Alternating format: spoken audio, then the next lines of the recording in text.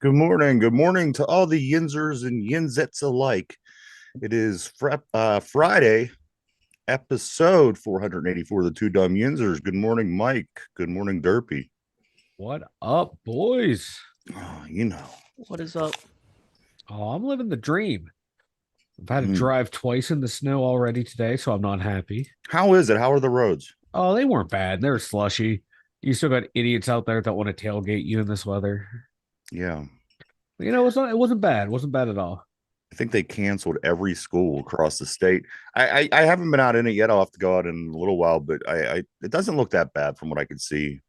No, but hey, Gotta be safe. Yeah. F them kids. They can go to school. Well, yeah. I had to go to school in this weather. Well, that's the thing. It's going to be a lot I worse. It would doesn't agree. even, the roads look fine. They're clear. Doesn't the snow isn't over everything, and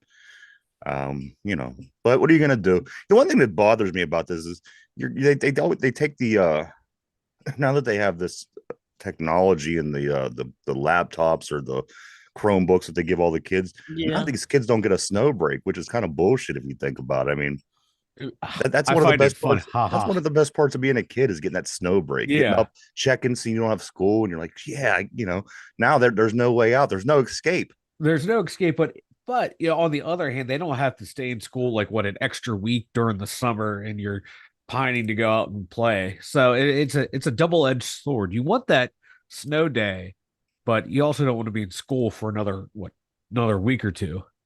Good morning, Brian and Ron on the board. Ron Navy says, "Hey guys, it's sunny here in the Panhandle of Florida. I would love, Oh, I you would know, love Oh, to be in Florida right now. I got to tell you, Ron. I mean, a lot of times in Pennsylvania, a lot of people do go to Florida, but the other half of the people go, it's too hot. I don't want to go to Florida. I would never go to Florida. I'm going to tell you right now, I would go to Florida in a heartbeat. If somebody would say, here's a ticket, let's go, I would be there in a heartbeat. I would be doing this show from the Panhandle of Florida right now. I would too because it's not humid right now. Yeah. But in the summer, nah, give me my summers up here. No humidity. Or there's humidity, but not like down in the south. F that humidity. I don't know. Anything would be better than this. But as I said, it isn't as bad as it can be. It is going It's to get true. bad. This is the first decent snow of the year. So, I mean, almost Oh the whole way yeah. through January, we're not doing too Yeah, it's bad. not bad at all. Guys, a couple of things. I think the Bills are in trouble this weekend. We'll touch on that. We've got some Mike Tomlin conference to talk about. We'll touch on that. Also, we're going to do something a little fun today at the end of the day. We're going to do some sport prop betting. So hang That's in, what I'm talking everybody. about. ooh. We got You should need a Brian. sugar daddy. Brian says I need a sugar. I do need a sugar daddy. I'll take a sugar daddy. I'll I'll take a take a sugar sugar anything. mama, anything Yeah. at this point. Anybody with some sugar, I'll take it. $20 is $20, and Yeah. I need some money. Okay. Yeah, you grew up in Warren, PA, you know. Um, Start Oh, off with this Mike lake Tomlin press effect. conference yesterday. Mike Tomlin started by asking if anyone wants to talk about his contract. Said he could handle the question better. He could have handled the question better on Monday, but Yeah, believes this is a better time and place yeah. for that discussion. You love to see it. Which I said right It off the made me. bat. It made me chuckle. Yeah, and I thought that when they asked him after the game, I thought, well, that's a pretty poor time to ask that question. But Tomlin came out yesterday. He answered some questions. He said some things that people liked. He said some things that people don't like. So we're going to talk about a little bit of, a few of those things here today. Of course, Mike Tomlin says he doesn't view Mike Sullivan and Eddie Faulkner as candidates to be the Steelers' next offensive coordinator. They're looking for an outside hire, which Yep. Mike and I are wrong. We thought that they were going to stay Yeah. cheap. They were going to stay within Yeah. and we were wrong, and that's okay. I'm okay with that because I think that it's better that we do get something from Mhm. without somebody with a little Yeah. bit more experience, somebody who I have no problem with that, Mike. Neither do I. And there's a lot of good candidates out there. And it's nice to see Art opening up the pocketbook for a change on coaches. Who That's do what you you're like? Who do you have your eye on? If you could say right now, and oh it would be the guy, and if yeah. you could make the call right this moment, like who would it be? Who would be the offensive Ooh. coordinator next year? I'm leaning toward Eric Bieniemy because he's always the hot candidate for the coordinator position, but offense didn't do too well in Washington. But the Washington numbers on offense weren't that great this year. Was that him or was it the staff? But Eric Bieniemy, I would take him or maybe Clint Kubiak. He's a young offensive coach too. I think he's Kubiak's down. good. I think he's down on the Texans staff, I believe. Yeah. Yeah, no, Ron on the board says, you know what, it's Tomlin's job to address the media, and it wasn't dumb. He's just being a baby, which could be it too. I mean, we've seen that from him in the past. Well, that reporter, she asked some of the dumbest questions around it all Yeah, the time too. So she's rough. she's the worst. But Eric Bieniemy, of course, that seems like the popular opinion. A lot of people do say Eric Bieniemy. I, of course, like him back from his days at Colorado in the 90s. Yeah. I was a fan of Eric Bieniemy. Who was the quarterback? Darian Hagan. It was a really good team. Wow, Yeah. that's a deep cut. Yeah, they were number 1 and number 3 on that team. Yeah. I did like that team. But yeah, I'm glad that they are going outside the organization to find their coordinators. And the thing is, if you had a coordinator that you're going to go with this whole time, and you played these games with Canada for years and years, there's going to be so many so much controversy and different things said about it. So I'm glad they are going outside. Let's get somebody who has a little bit of a pedigree, bring them in, and hope that they could do better with this offense, Mike. Yeah, and like I said, there's a lot out there, and if I'm a betting man right now, I'm going to go with Frank Reich will be the guy. You think so? I think so. They want someone experienced, and he has experience. He has experience with other quarterbacks that did well. But these are all guys that failed. That's what gets me is, you get these guys, and Frank Reich, he got canned, and Eric Bieniemy gets canned. And, what's to say that, that these guys are that great of candidates if they got canned in Indianapolis and they got canned in Washington? Well, he failed as a head coach. So maybe he, should have just been an offensive coordinator. Right. That's what, where his best job was as OC. I like Frank Reich. I do. He's another one back from my childhood with the big comeback against the Houston Oilers in the 90s. So, I mean, any of these guys, they kind of have a pretty cool background with me personally. But, you want to get the guy in there who's going to be able to do the job best. And, if that's him, that's him. And I would accept that. I think they're going to get someone from either like the Texans, the 49ers, like, or in that area, or the Rams, that because they started to incorporate some of the runs that the Rams did, started to incorporate some of the stuff that the Niners did when Faulkner and Sullivan took over. So it wouldn't surprise me to look for someone from one of those 3 coaching staffs. Mike Tomlin also goes on to say, yeah, Frank does have guaranteed money. He don't need a job. Mike Tomlin also goes on to say yesterday that they plan on bringing in competition for Kenny Pickett, which confuses a lot of people because, of course, we just went through what we went through this year, and Kenny came. He didn't do terrible. He didn't do great, and then the Mason Rudolph experiment went kind of well. Yeah. I think the only thing I'm really gaining by this is Mitch Trubisky's not going to be around much longer. Yeah, because Mitch is gone, and right now technically Mason Rudolph is a free agent. Yeah. So really, like, Kenny is the only guy on the thing. So I wouldn't be opposed to bringing back Mason. I hope it is an open competition if it is just Mason. But if they go outside and someone like Baker Mayfield's not going to want to compete with Kenny, but Baker Mayfield comes here, you give him the starting position. The guy wins. And the thing is, I mean, he gets fired everywhere he goes, but he wins everywhere he goes. Yeah, that can, that phrasing of that answer to that question is kind of like, I'm going to assuage the egos, because part of being a coach is managing the egos, and you don't want to call people out in the media if you don't have to. So saying Kenny's the guy and we're going to bring in competition for him, okay, that's going to give him his head right to come into the season fresh, because he had a bad, he didn't play the last half of the season after he got hurt. Where's his mind at? So, trying to get, build up his confidence, at least that way, so he comes in right. And this is a legitimate question, Mike, that you could ask of any quarterback that would have came off this situation. Did this whole situation mess up Kenny's head? If it did, that would be a sign of someone I don't want to be my guy. I said this would happen to anybody. If somebody would lose their starting position to an injury, the next guy comes in and does really well. Again, Kenny didn't do terrible. Any quarterback, not just Kenny. Does that mess with their head? Is what I'm asking. I know that where you're going with your personal opinions on the quarterback. No. Like, but if it made Kenny, if it like steals his reserve and makes him better, hell yeah, I'm all for it. It can mess with the quarterback. Because you're like, why am I losing my job? I was injured. You're not saying it was from poor play. It could affect your psyche. You hope it doesn't. You hope it doesn't. And it was, and it was Yeah. average play at best. And he kept his head above water, and that was the thing. He never Yeah. got to do he never did the things that you were hoping that he would do, score some multiple touchdown games, things like this in where Mason Rudolph was able to come in and do it in the same offense. So before that happened with Mason, it was a lot different judging Kenny. Now somebody came in and did those things that you're expecting of Kenny. That makes things a lot more difficult. Again, Mitch Trubisky, he would be a 7.6 million, Mike. That we're gonna free up some money with him. Yeah. So what do? Do you try to sign Mason back and have that as a competition? Do you try to it's going to be very interesting, Mike, and especially if there would be a big splash name, as you said. I don't think it's going to be Baker, but if you get another one of these names from around the league, that could certainly make things very interesting. Make it very interesting. Yeah, because with Mitch, you cut him. Yeah, that's going to save a decent chunk of change. It's going to save. Real quick here. You're going to save about about $3 million cutting him. Yes, because of the dead cat money, and that's not going to be enough to get you another quarterback, but that helps. So good thing he's off. But there's no quarterback in the draft I really like.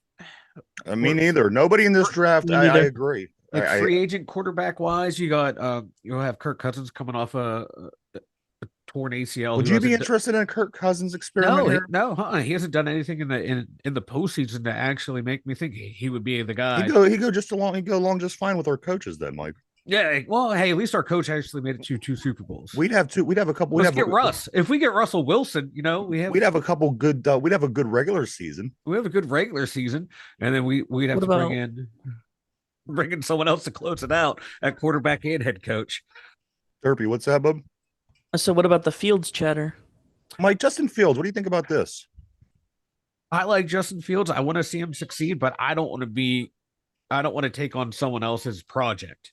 Yeah. If I'm the Bears, I want to make him better because I invested in him, but I don't want to trade resources for him to fix someone else's project. Anything that I see that comes from Chicago usually sucks, Mike. That's the one thing that I, do you go to Chicago? Do you go to Chicago to look for help? Do you go there to look for things to make your team better? I just don't. You don't see it. No. God, he shows flashes because I sit there and I watch ex quarterbacks break down pro quarterbacks, and you can see Fields has the potential.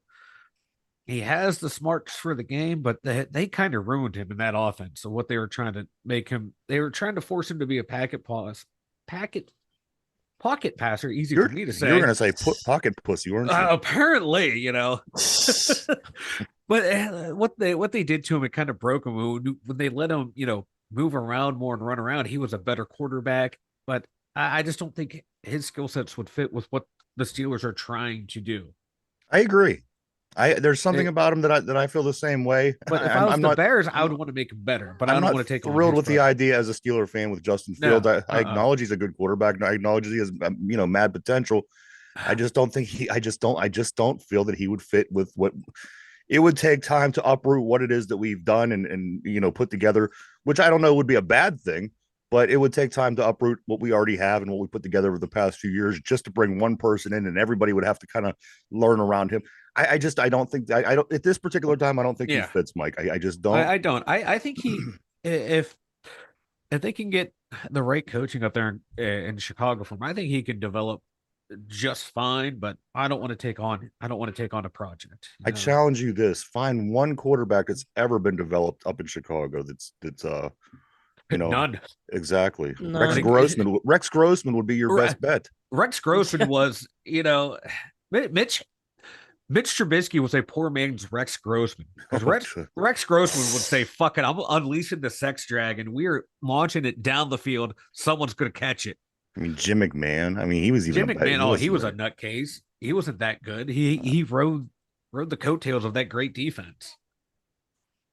Mike Tomlin also, when asked about Najee's comments concerning the in-house rules and discipline, Tomlin answered, quote, "There needs to be changes with structure and discipline." So now he's finally starting to notice this after quite a few years of issues with people. And, just these it's a lot of times it's these receivers. You got to get inside their heads, and you got to also be a psychologist, not just a football coach.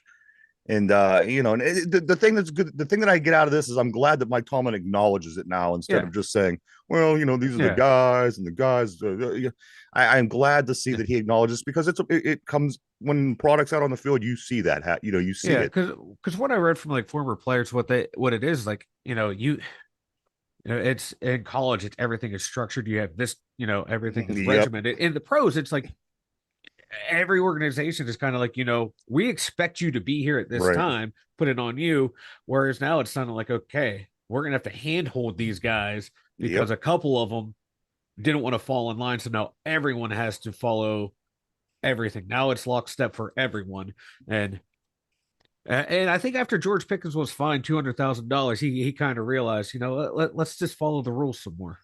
The thing is, I mean, you have these issues, and people talk about this, but at the end of the day, every generation has this problem. Uh-huh. Every generation has the young guys that come up that kind of play by the beat of their own drum. And we mentioned some names, earlier, I think this week with Terrell Owens and Chad Ochocinco and guys like this. So I mean, is this a problem you're going to be able to shake in its entirety? I don't think so. You're always going to have young hotheads come in. They always want to make that name. They always want to do Uh-huh. do the dance. But that's where good coaching and good leadership Mhm. has to come in and say, dude, this is really it's getting in the way of successful Yeah. football. And and like I said, as long as Coach Tomlin acknowledges that, that's a step in the right direction Yeah. because I think he was failing to acknowledge it on purpose. And then when you saw like George, he had that in that 3 game losing streak, he was a problem. And then, they sat him down, talked to him, and fined him a shit ton of money.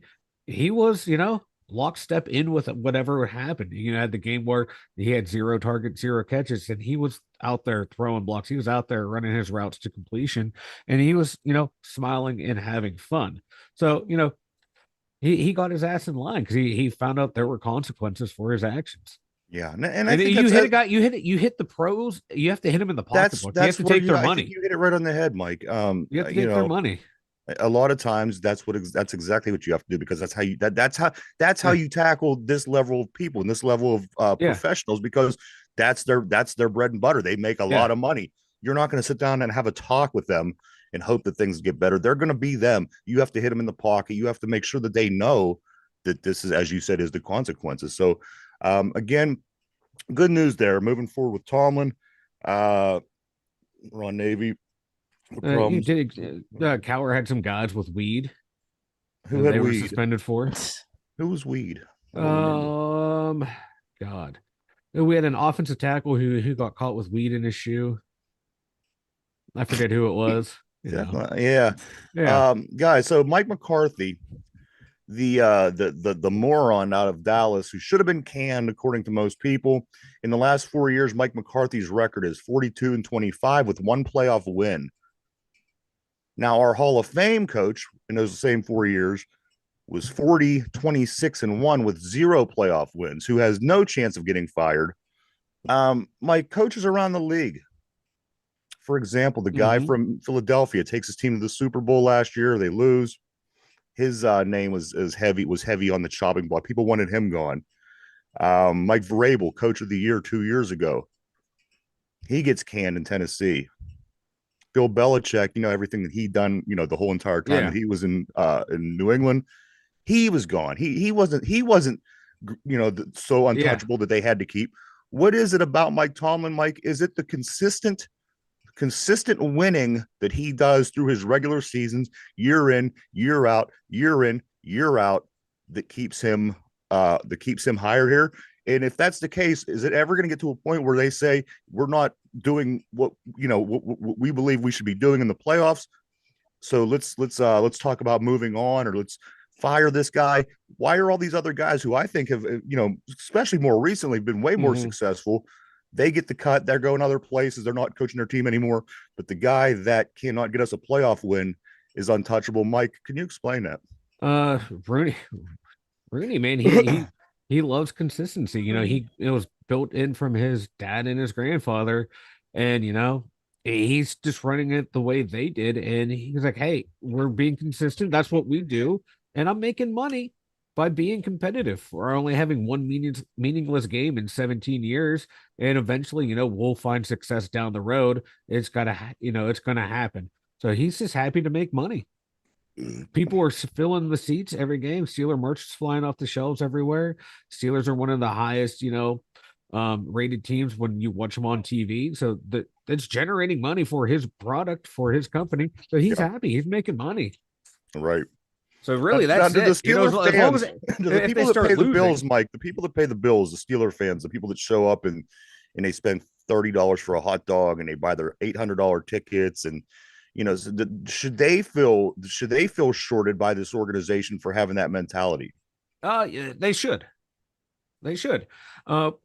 Because we want championships every year. We want deep, or at least deep playoff runs. But the owners We'd like to see one every once in a while at this point. Yeah, but the owner's okay with just making money. And 12 coaches. If the owner's okay with making money, I'm okay with the team just being what they are every year. See, that's the problem. You're a fan. You should demand more. You should expect more. Well, I'm also kind of realistic to know, we had a 6-year window in the 70s, and then after that, we've had 2 small years of success. So we'd like to see something. I mean, Mike, there's no sign of life in this at all.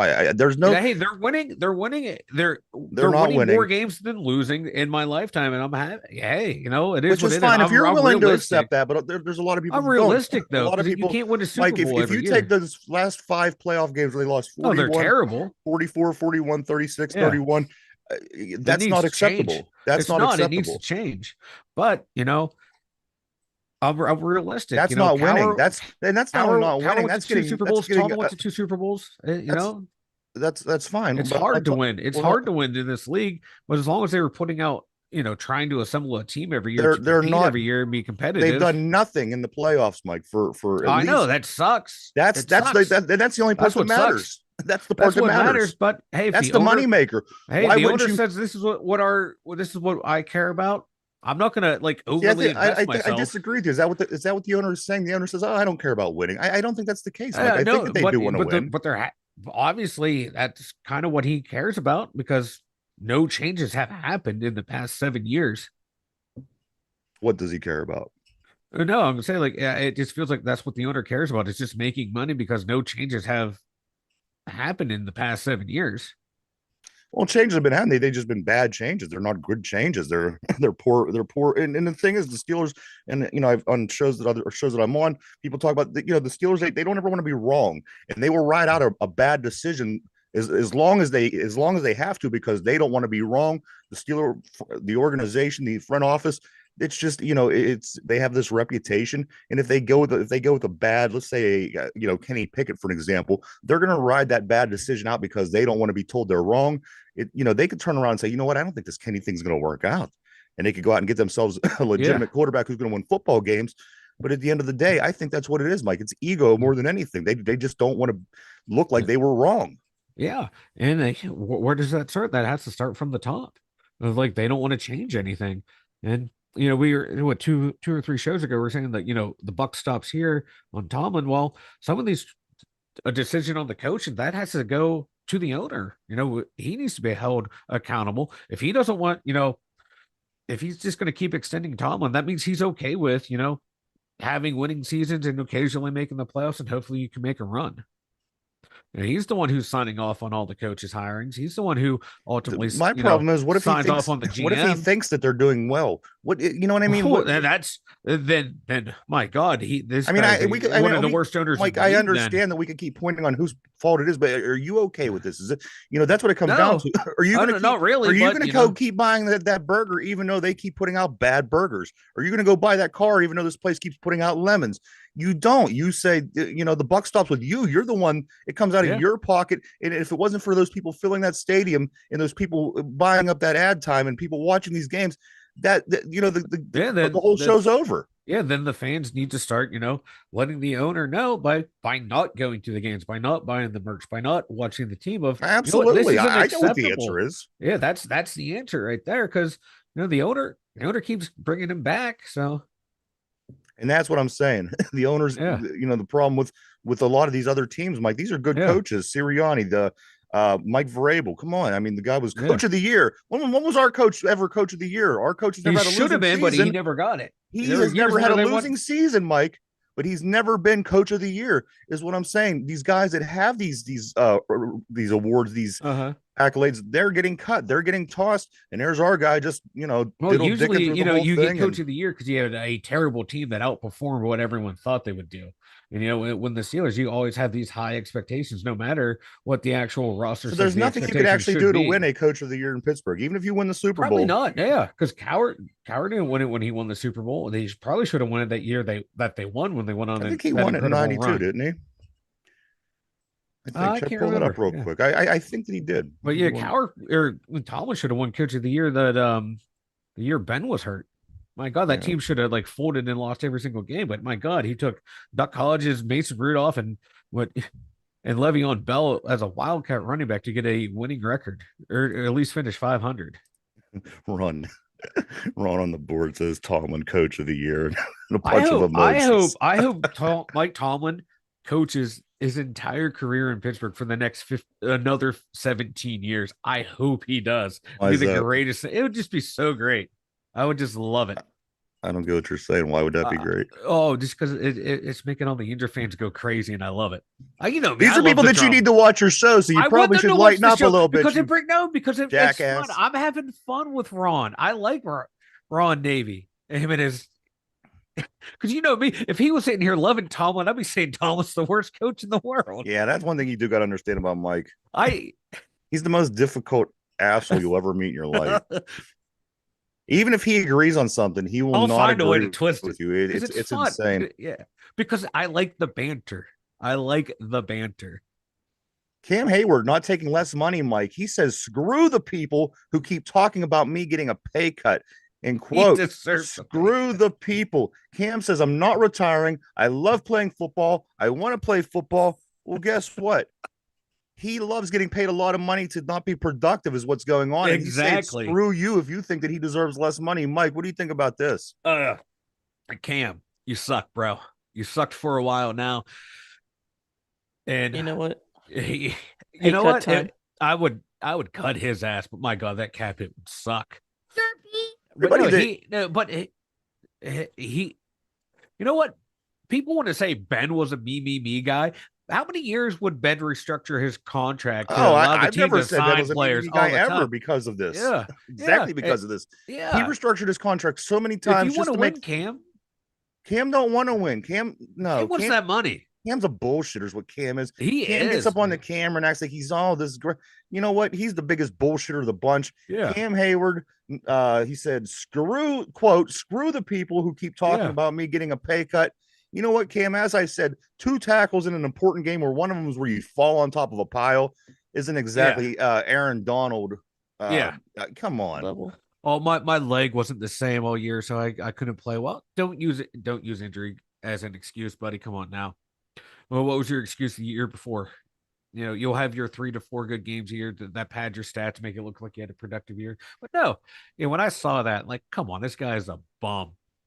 Like, how many Steelers have throughout the years have restructured their contracts to help free up space to help the team win? Dude, you see it all the time. That's what they do in Pittsburgh.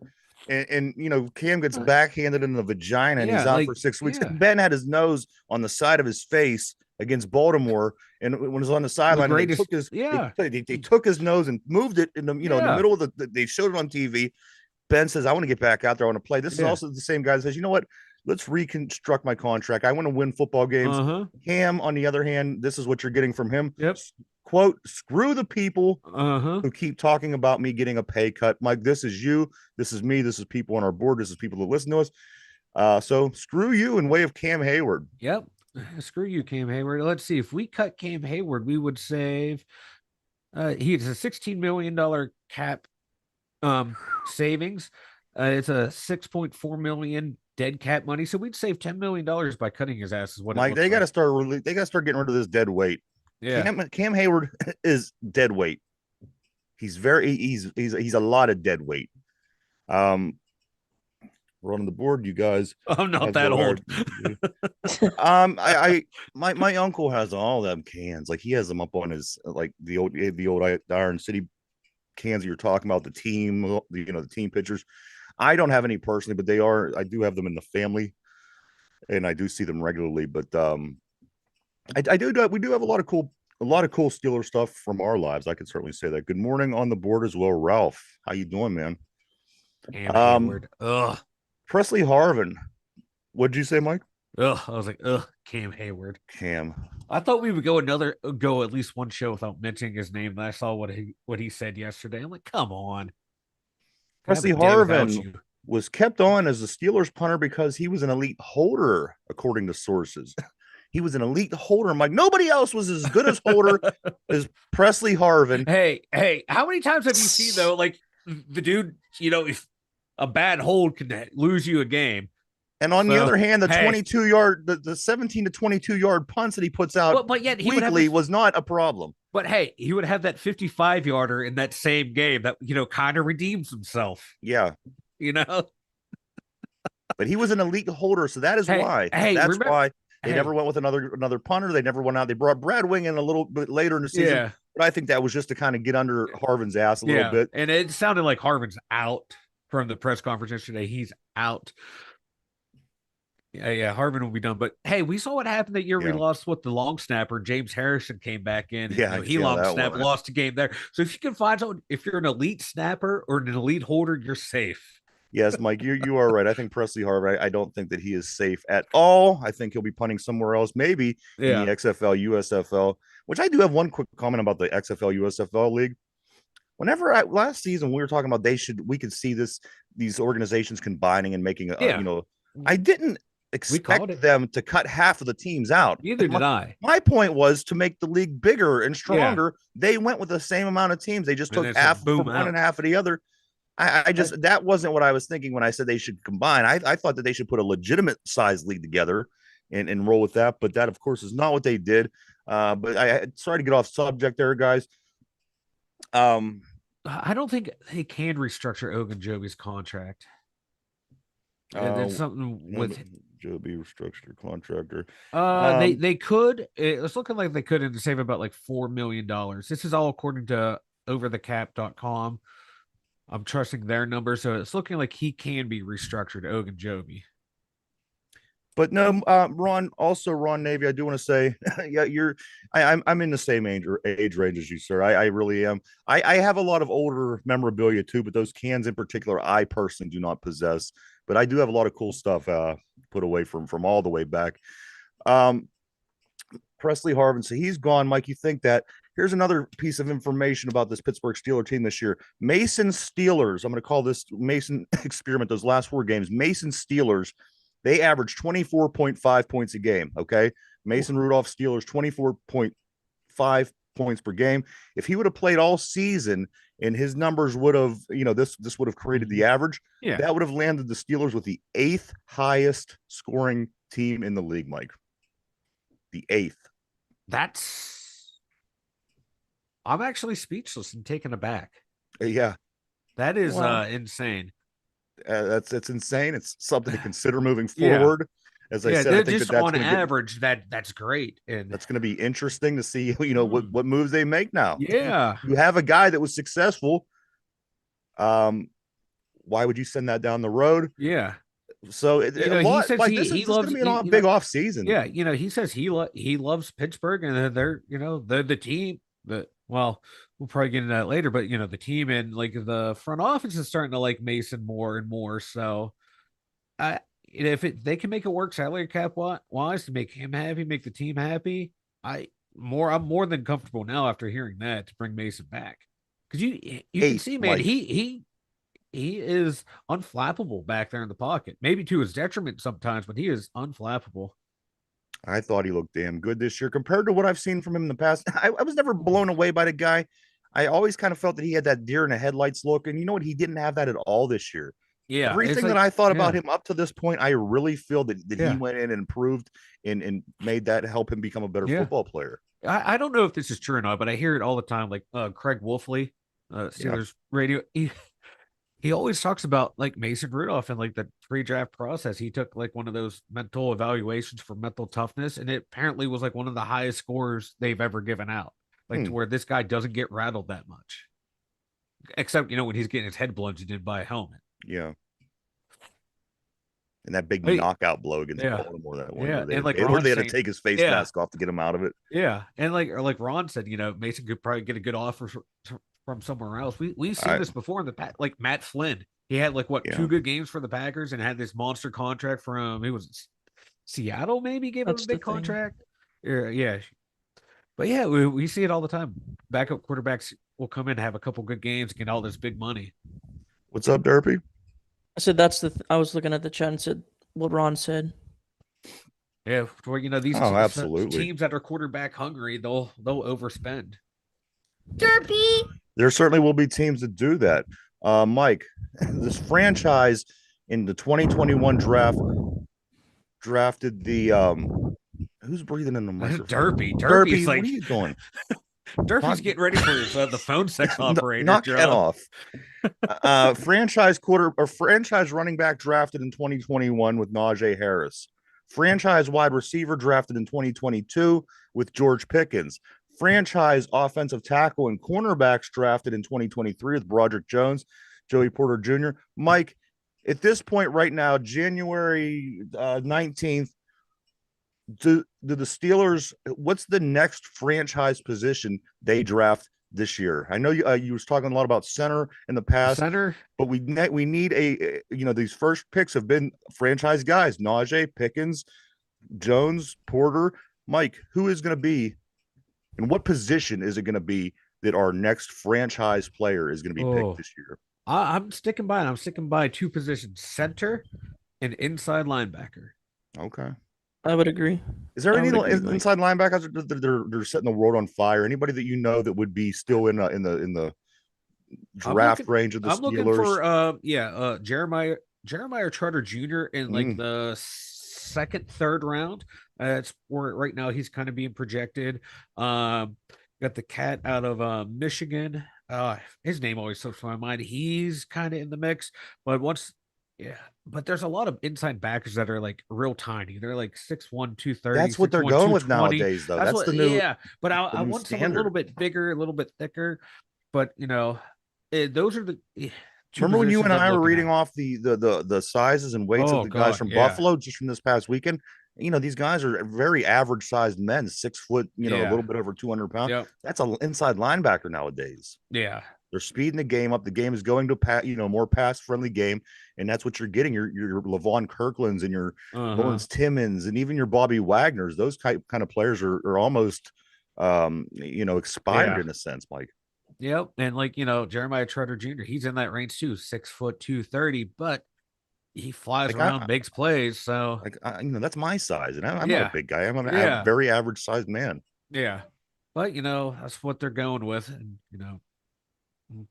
mm, Mike, pressure percentage allowed this season by our offensive line. We'd like to talk about this offensive line, yep, getting some players to, franchise players to build this line.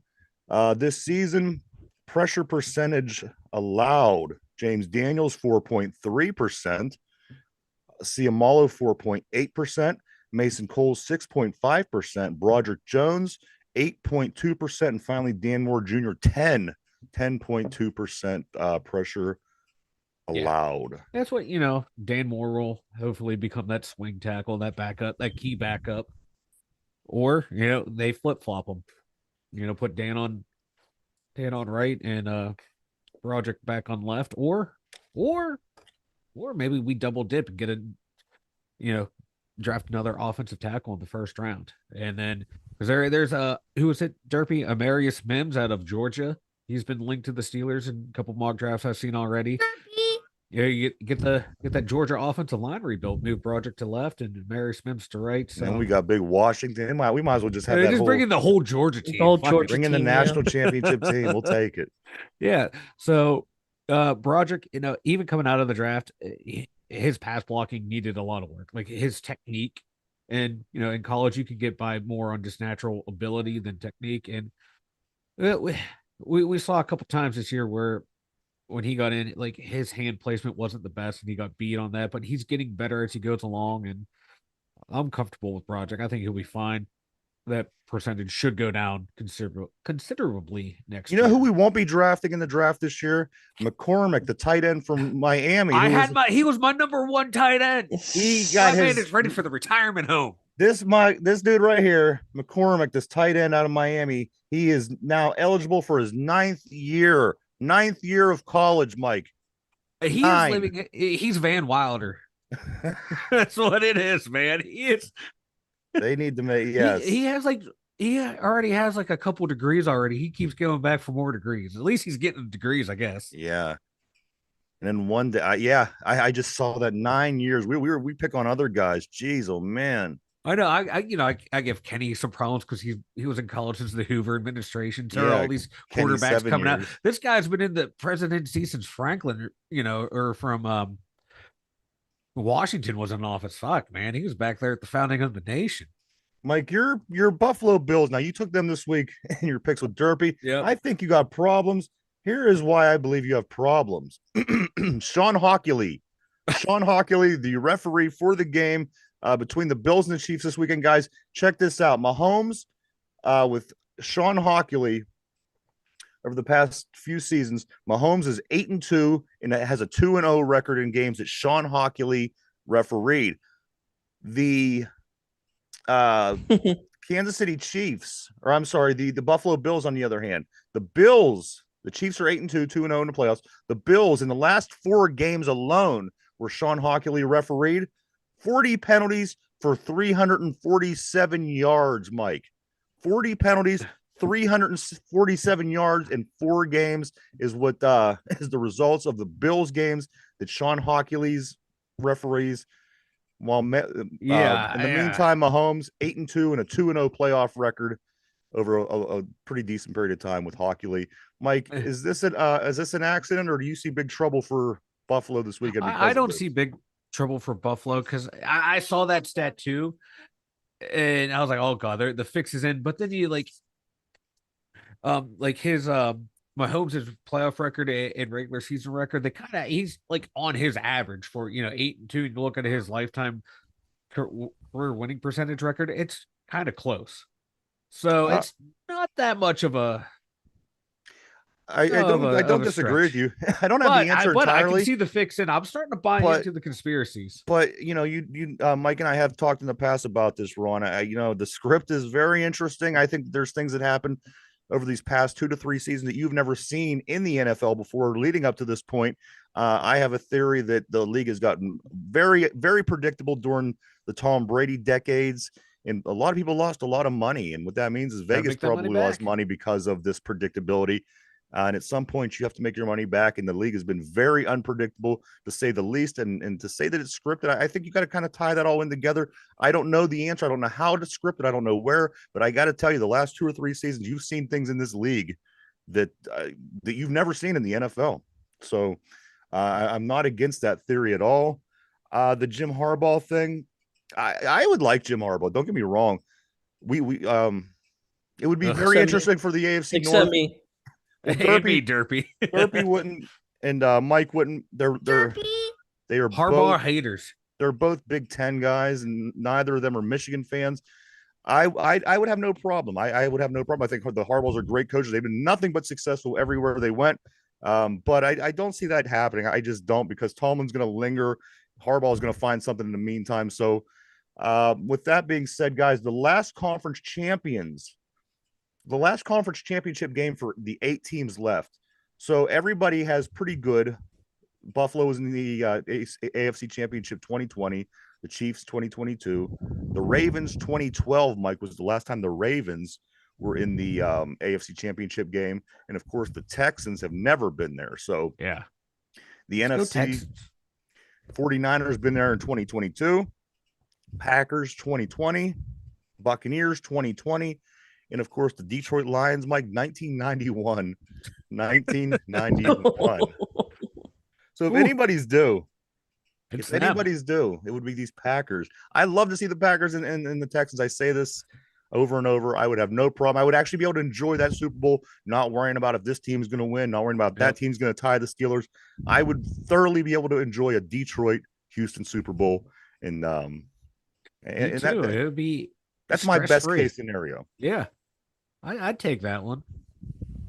Want to do some prop bets, guys. Let's take a look at some prop bets for this week. Derpy, what are you doing over What there? are you doing to your microphone, bro?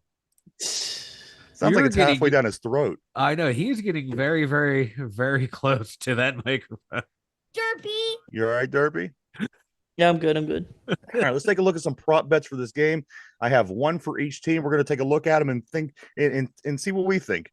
For the Green Bay San Francisco game, Jordan Love over 22.5 completions as a prop bet for the Packers. Mike, Jordan Love over 22.5 completions. What do you think? I'm taking the under. That defense is. Whew. Okay. We know about that San Francisco defense. Derpy, this prop pick, you're going to go under as well? I think that Jordan Love, they're going to throw. They're going to throw. I think that Jordan Love goes over 22.5 completions. For the other team, San Francisco guys, prop bet. Christian McCaffrey, 92.5 yards rushing. 92.5 yards rushing for Christian McCaffrey against the Packers defense.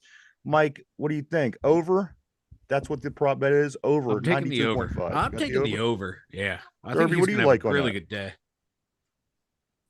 day. Christian McCaffrey. Give me the over. I'm also going to stay over. You know, if it's one of them games where he just goes off, who knows what he's going to end with? And I think this game has potential because, again, this is a team that the Steelers beat this Packer team, and this 49ers team is a team that killed us. I'm going to have a hard time thinking McCaffrey and company will be stopped. Next game, Lions, Buccaneers, prop bets. Jahmyr Gibbs, Mike, 2+ touchdowns. Ooh, under. Derpy, Jahmyr Gibbs, 2+ touchdowns.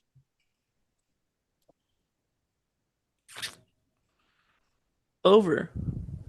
And for the Buccaneers, Baker Mayfield, over 241.5 yards through the air.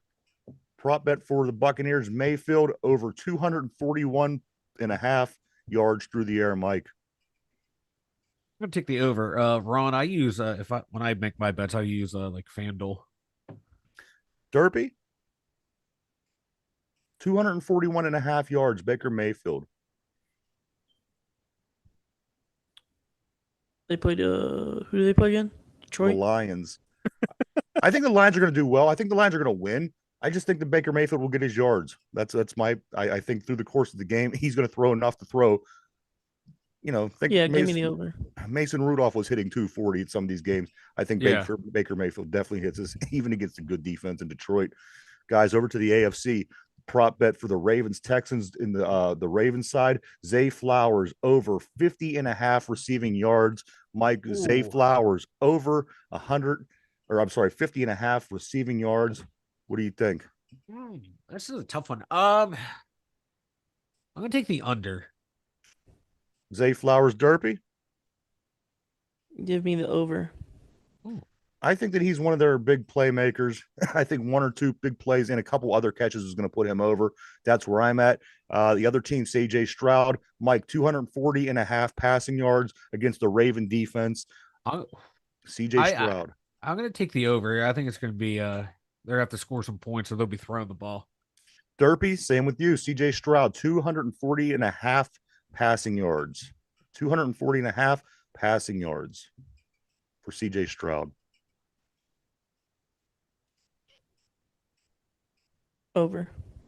All right, Derpy, I'm coming back to you. We're going to the last game of the weekend, the Bills, the Chiefs. This is the money maker. A lot of people are saying that. This is Taylor Swift. That you know, everything that's going to be what the NFL wants is going to be in this game. Patrick Mahomes, the whole deal. The rematch. Here we go. The rematch. This is the money maker, guys. Mike, Bills, Chiefs, Pacquiao over 18.5 receiving yards. Pacquiao. 18.5. Who's Pacquiao? The running back for the Chiefs. Pachenko? Yeah.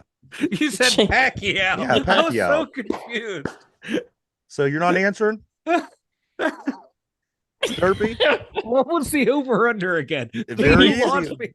Very simple. Over 18 and a half passing or receiving yards. Running back. Yeah, I'll take the over. I think he'll catch a couple swing passes. Derpy, Derpy, what are you doing to your microphone? I know, Derpy, please stop. Give me the under. You went under on that, under 18 We're and a gonna half. get you a windscreen or something. Yeah. And finally, Mike, for the Buffalo Bills, Diggs under 5.5 catches. Diggs under I'm 5.5 catches. Derpy. I'm taking the under.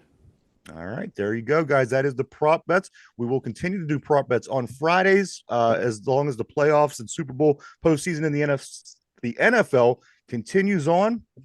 Like, I do want to mention a couple other things here real quick. Pitt basketball. You know how we were talking about how bad they are? Dead last in the ACC. Dead last. You know how there's like 100 teams in every conference now? Yeah. You have to keep scrolling down to find the Pitt basketball team. So I don't know what it is they're doing over there. You lose a couple guards. I mean, they still have all their big men. They still have all their rebounders. And for some reason, these guys, Pitt Panthers basketball is dead last in the ACC. Not what you like to see. Also, I do want to say, Mike, in Buffalo, they will be asking their fans to shovel out the stadium again this weekend. I saw that. What a pain in the ass. How's come I don't remember this? Why is having fans shovel out the stadium? Is this a new thing, or did they always do this in Buffalo? This is a new thing, and it's crazy. They're paying everybody $20 an hour, and I guess That's which is not bad, competitive though. in nowadays. But don't you have a company? Doesn't somebody do this? And You would think, yeah. And well, this time around, they're not getting paid, and they're not feeding them, and they're not. Yeah, they're who the just hell hey, wa- just come out and Wow. shovel. Yeah. Now if you want to see your team play, come out and Let's see. Travis Swift, his prop bet line is over under 61.5 yards. You think he gets that, Mike? If he doesn't drop the ball easily, yeah, he's been having the dropsies all year. Yeah, shovel for tickets. Right? That's what sucked. Like in that what a playoff mess. game, they shoveled the snow, and if you didn't have tickets, your ass had to go. Yeah, This is a multi-billion-dollar organization, and the city's paying for a new stadium for him, but yet come shovel for us. Get the hell out of here. exactly. They got their free win. Mike, Bill Belichick, it's looking Yeah. things are looking really good in Atlanta for Bill Belichick. What do you make of this? What do you make of this move, Mike? You go from being in one of the best positions in the coaching as ever seen in the NFL. You decide to leave, and then you end up in a lowly Atlanta Falcons organization, which it's looking like. I mean, it's not confirmed yet, but a lot of good things are happening in the way of the Falcons. What do you make, Mike, of this move by Bill Belichick at this point in his career? He's chasing the record. He needs what? How many wins? Like 15 wins? Is that what it is? I'm not sure. Yeah, something like that. So he can do that in about 2 years down in Atlanta, 2-3 years, and then right off into the sunset. They don't have that bad of a team. Like, Bijan Robinson might be one of the better running backs in the league, and he's just a rookie. Drake London, pretty good wide being receiver. in that division too, you can really take advantage. Yeah, the terrible division. Like that AFC East was terrible for 20 years. If he could get another situation like that where he's in a bad division like the NFC South is, and he could become that guy in that division, he could win. He could be as successful, if not, you're not going to have your Tom Brady, but look at that situation. And like, like Brian just said, maybe he wants to get away from the cold. Maybe this time of the year, yeah. But yeah, it's an easy division, man. An easy division, and there's talent on that team, especially in the offside. And that coach was definitely the problem. That coach was a weirdo, man. It was there, and then it's already sounding like who was it? Kirk Cousins said, "Yeah, I'd go play in Atlanta." So, Bill O'Brien. Where's Bill O'Brien going, Mike? He's going to Ohio State, baby. Ohio State. There you have it, Derby. I tell you what, though, he wasn't a bad coach when he was at Penn State, and he's tapered off since. Really? Oh yeah, he was the coach right after Paterno and that scandal, and he held that team together. And ever since he left, his career has not been the greatest. Yesterday, Mike, I did mention Tyler Boyd. He did make the Whippeal, Western Pennsylvania Hall of Fame. Also, the longtime coach of Aliquippa, Mike Zmijanic, and Simi Hill, the basketball player from Midland, the great basketball player, Simi Hill. They are also being inducted into the Whippeal Hall of Fame, Mike. So nice class this year going into the Whippeal Hall of Fame. Why don't you go ahead and tell everybody about the website? The Yinzers.com over there. All of our social links are over there. I got my blog over there. Got merch store over there. Everything you need, Two Dumb Yinzers, is over the twodumbyinzers.com. Oh my god. Go check it out, It's everybody. been a long day, Derpy. Hush. www.the2dumbyinzers.com. That's www.the2dumbyinzers.com. A lot of cool things over there. Go check it out. All right, guys, let's hop into this trivia question. This again is just a general NFL question. Anytime, any place, no specific teams. Here we go. Derpy, you ready? Ready. All right, guys, on the board, play along if you'd like. The question of the day is this: which running back was the first running back in NFL history? Was the first running back in NFL history that gained 2,000 yards in a season, guys? I'm looking for the first running back in NFL history that gained 2,000 yards in a season. Okay. Think it over. Yep. We are live, everybody. We're live 5 days a week, Monday through Friday, right here, 11 a.m. to 12 p.m. The show that we do every day. The live brand new show, we take it and we upload it over on Spotify at 8 o'clock p.m. in podcast form. If you're only able to listen to the show, not watch it, maybe you prefer just to watch listen to the show, you could always go over to Spotify after 8 o'clock to catch the brand new episode. Check it out. All right, here we go, guys. The question of the day is this: which running back was the first in NFL history to gain 2,000 yards in a season? Mike. Yes. Derpy, do either one of you guys need choices? No. Derpy, you all right? I would like choices just to make sure. All right, so here we go. We'll do Derpy first then. Derpy. Is that right? Would I go to Derpy first, Mike? Yeah, good. No, Yeah. go to me. I'd go to you first. Yeah. Mike, who do you think it is? Walter Payton. Walter Payton. Is this your final answer? Yep. All right, let me go ahead and lock Mike in on Walter Payton on sweetness. Sweetness. Mike, you were locked in. Derpy. Wow. Here are your choices. I'm looking for the running back who was the first running back in NFL history to gain 2,000 yards in a season. Was it A, Jim Brown? Was it B, Larry Zonka? Was it C, O.J. Simpson? Or was it D, Franco Harris? See on the board that Ron has Eric Dickerson, Brian has O.J. Simpson, Mike says sweetness. All different answers, Derpy. So this comes down to you. I'm looking for the running back who was the first in NFL history to gain over 2,000 yards in a season. I'll even give you how many yards he had. 2,003. 2,003 yards was the total amount. Derpy, Jim Brown, Larry Zonka, O.J. Simpson, Franco Harris. Who do you think? I'm gonna go Franco. Franco Harris. All right, so you got four different answers here, four different people. Brian says it's the OJ, who's I'm also going a with the star of yeah. Naked Gun. Naked Gun Nordberg. We got Derpy locked into place, guys. The running back who was the first running back in the NFL to gain 2,000 yards in a season, which was exactly 2,003 yards.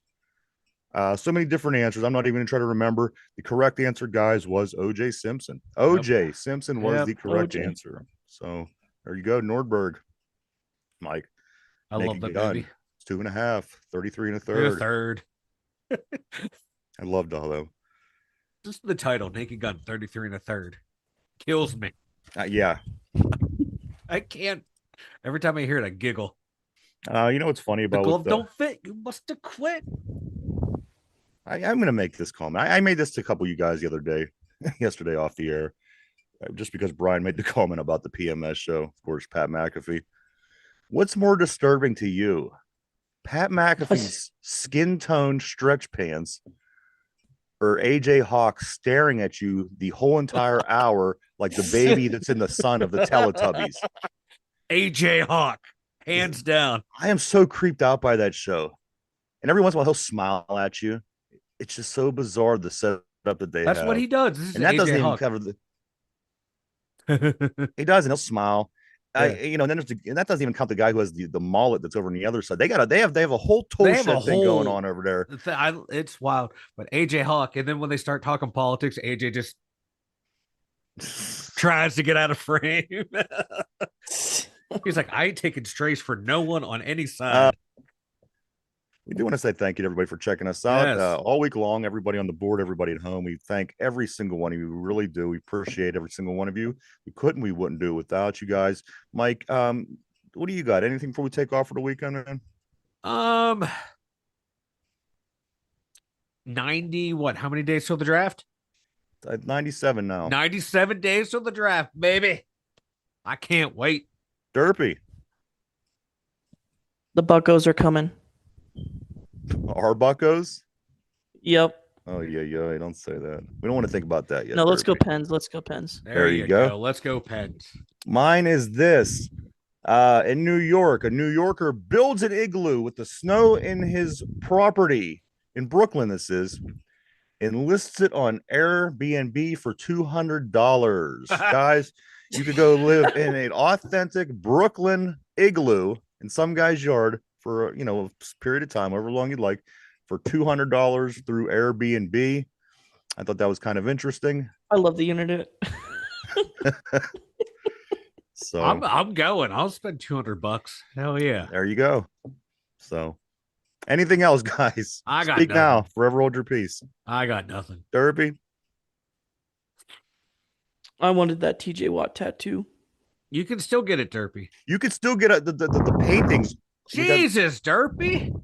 What are you I breathing know. into? The deal's still on for us to paint TJ Watt on you, but we could also get it tattooed. I don't know. We'll think of something. We'll work on that next week, Derpy. You're not out in the I'll get a Crosby tattoo. it's not out of the question yet. So There you go. If he gets 50 goals, you got to get a Crosby tattoo. all right. We'll work on that. Yep. But hey, I do want to thank, as I said, thank everybody for checking us out. Enjoy the games this weekend, guys, because after this weekend and the next time we talk to y'all, Yins, I'm sorry. You know what's so weird? Just being a Yinzer and hearing other people say you all. Isn't that weird to you? I'll change it up every once in a while and say y'all. Well, that's why I try to do it every once in a while, just so I don't Yeah. alienate everybody. Yeah. But anyway, besides the point, just kind of something that was off the top of my head. But next time we see you guys, it's going to be Monday, and we will have our final four in the NFL. The final can't four wait. for those four of those teams, and two of them will move on. One of them will be your Super Bowl champion. We'll be here Monday to talk all about it. For Mike at the Steelers Central Mobile Studio,